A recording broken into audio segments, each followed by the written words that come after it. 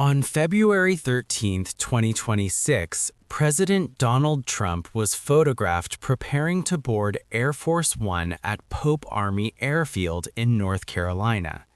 He was headed to Florida, marking what appeared to be a routine moment of presidential travel. But while that travel was underway, a significant legal matter involving his administration was developing behind the scenes, one that could soon face a pivotal court decision.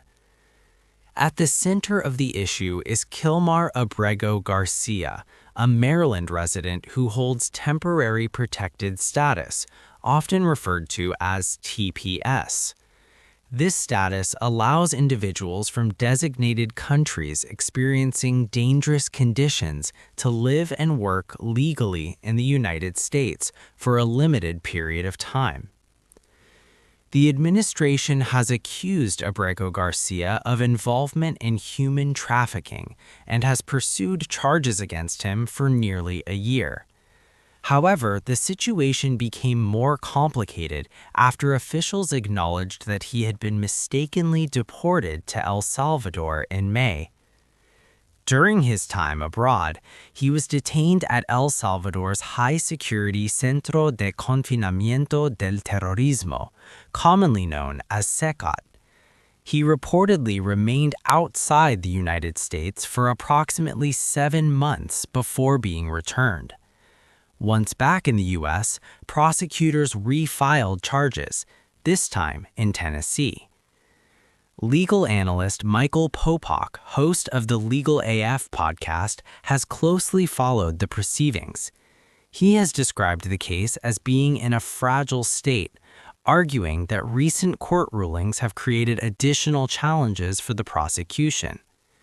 A key development occurred in October when U.S. District Judge Waverly Crenshaw ruled that Abrego Garcia's legal team demonstrated a reasonable likelihood that the prosecution may have been vindictive. In legal terms, that suggests concerns about whether the charges were filed for appropriate legal reasons.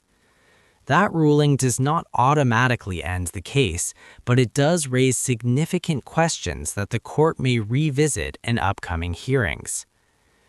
Another point of contention involves allegations linking Abrego Garcia to the violent street gang MS-13.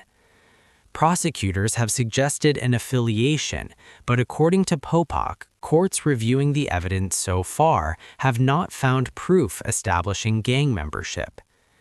Additionally, concerns have been raised about the credibility of certain witnesses involved in the case. Some individuals reportedly had pending legal matters of their own, which defense attorneys argue could influence testimony. These issues could play an important role as the judge evaluates the strength of the prosecution's case. As the matter returns to Judge Crenshaw's courtroom later this month, legal observers are watching closely. Several possible outcomes remain on the table, including the continuation of proceedings, negotiated resolutions, or potential dismissal. Whatever happens next, the case highlights broader questions about due process, prosecutorial discretion, and the complexities of immigration-related criminal cases. We'll continue monitoring updates as they unfold.